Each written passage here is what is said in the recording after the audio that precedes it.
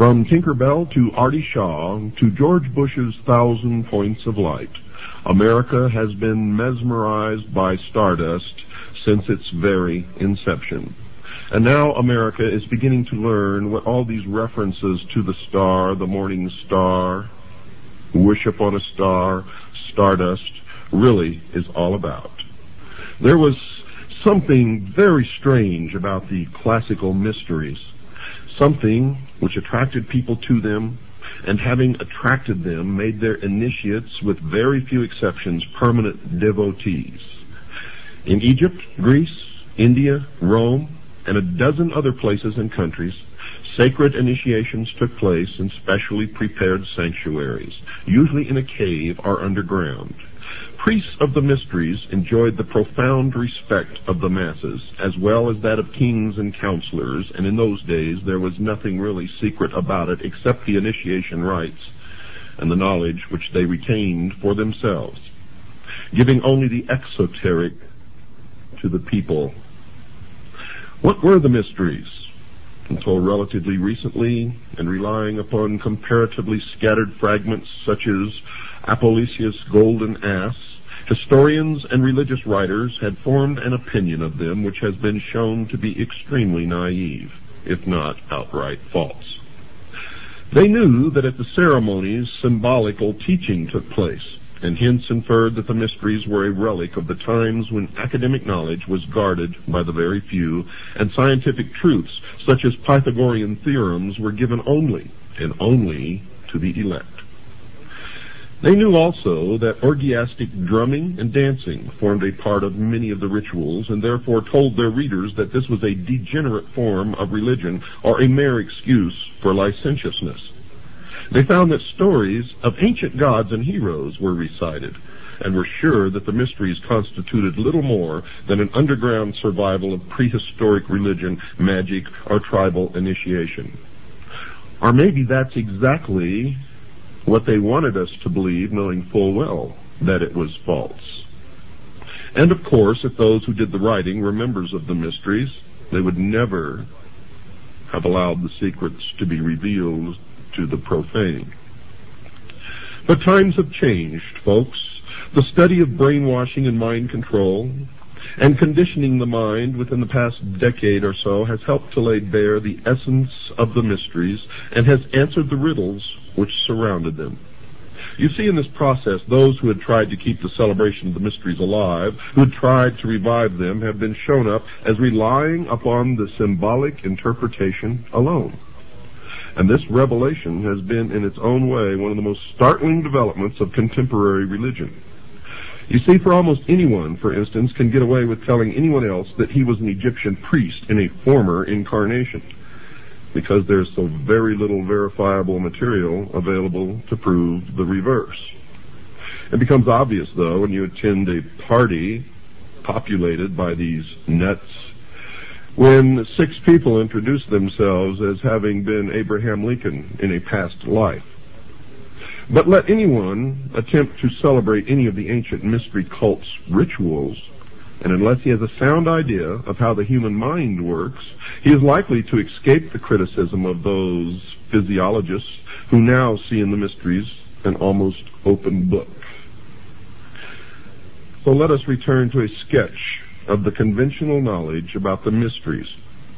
In those of Eleusis celebrated in Greece, the candidate had to undergo fasting or abstinence from certain foods.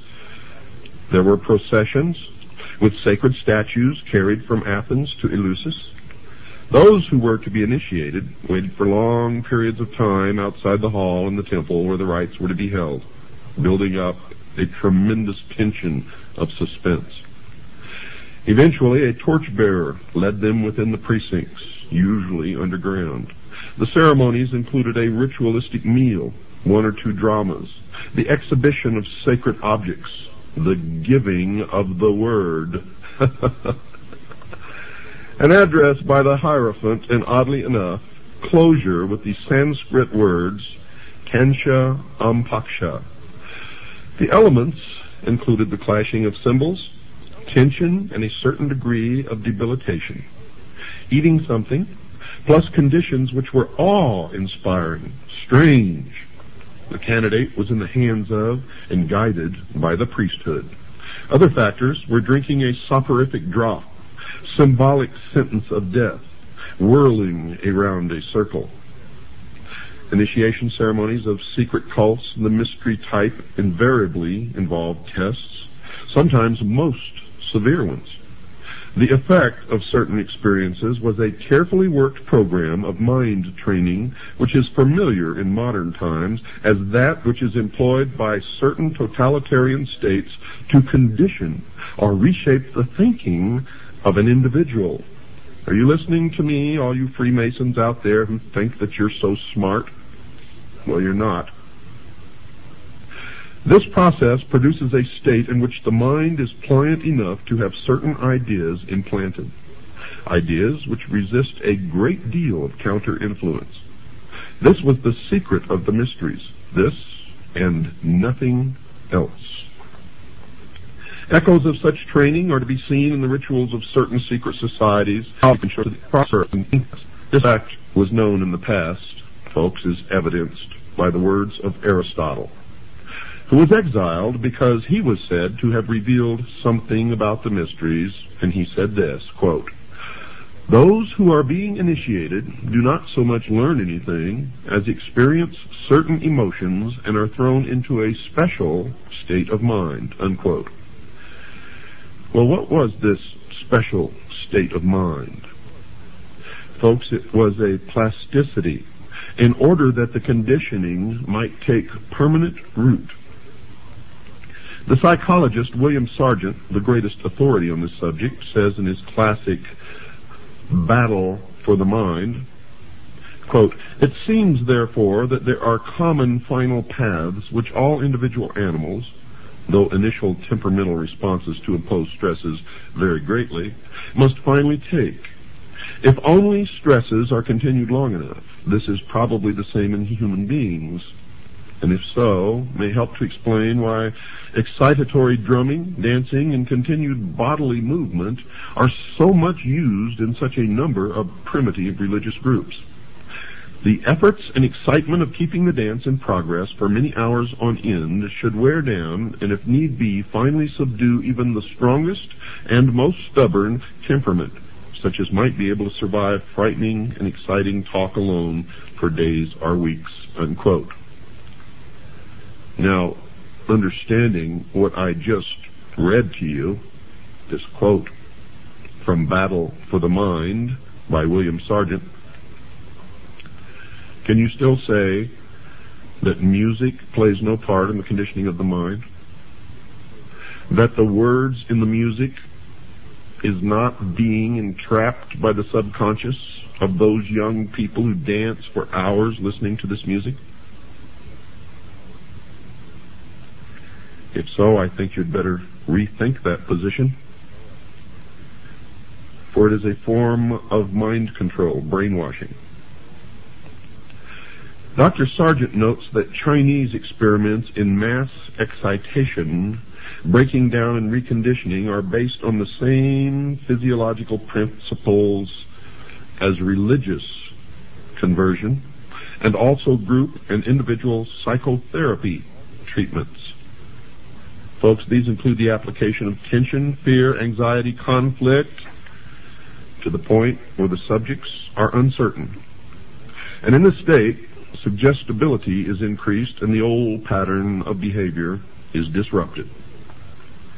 The fact that the devotees of the mysteries were thoroughly conditioned to them and felt that they were important in their lives is seen in much historical evidence.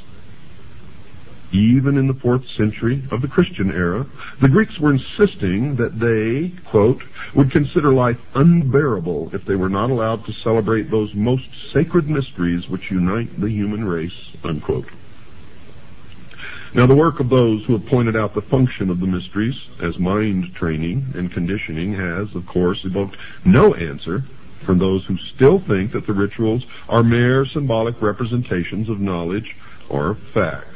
And indeed, they cannot admit this simply because they would be admitting their own foolishness and stupidity in the process.